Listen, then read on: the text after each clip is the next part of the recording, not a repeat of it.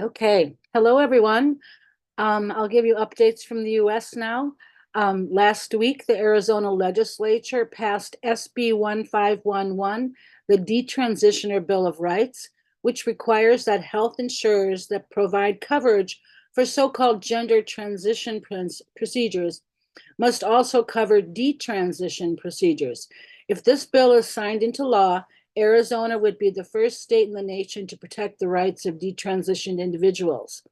In response, the WDI USA Desisted and Detransitioned Women's Caucus issued a statement commending the legislators who supported the bill and urging Governor Hobbs to sign this common sense measure. Next, the Our Bodies, Our Sports Take Back Title IX bus tour most recently held events in Oklahoma City, Whitefish, Montana, and Salt Lake City, Utah, and continues this week with planned stops in Las Vegas, Scottsdale, and Omaha on the 12th, 13th, and 16th, respectively. In addition to large rallies, scheduled tour events include press conferences and meet and greets, as well as stops at sporting events, state houses, and college campuses across the country. On June 5th, Congresswoman Mary Miller led 67 of her House Republican colleagues in introducing legislation that would reverse the Biden administration's Title IX rule, which allows men to enter women and girls' private spaces. The new rule puts girls at risk and is a blatant violation of the protections Title IX was meant to guarantee. And last week, Louisiana Governor Jeff Landry signed HB 608, the Women's Safety and Protection Act, into law. Inspired by the Women's Bill of Rights, the bill defines words such as woman, man, mother, and father in sex-based terms and provides for sex-segregated bathrooms and locker rooms in public schools, as well as in domestic violence centers and correctional facilities. So that's really good news out of Louisiana.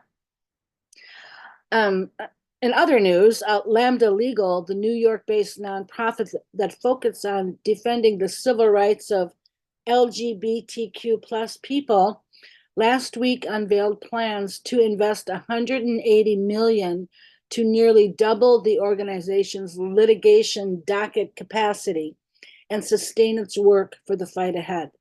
So we have that to look forward to. And finally, on June 6th, members of the American College of Pediatricians held a press conference in Washington, D.C. to launch their Doctors Protecting Children Declaration, which calls on prominent medical organizations in the U.S.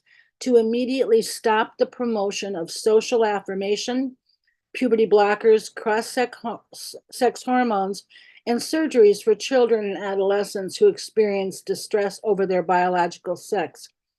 Instead, these organizations should recommend comprehensive evaluations and therapies aimed at identifying and addressing underlying psychological comorbidities and neurodiversity that often predispose to and accompany gender dysphoria.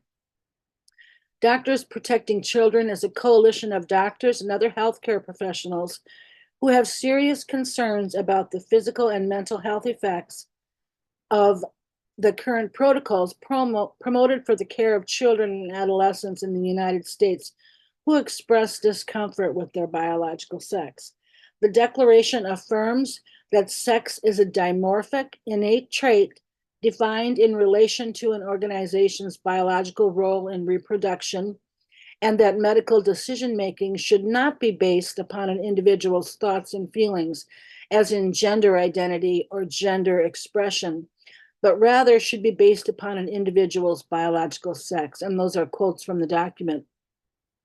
In addition to asking physicians and healthcare professionals across the nation to sign on to the declaration, the coalition encourages those who are members of these professional organizations to contact leadership and urge them to adhere to the evidence-based research now available. And that's all for me today. Thank you.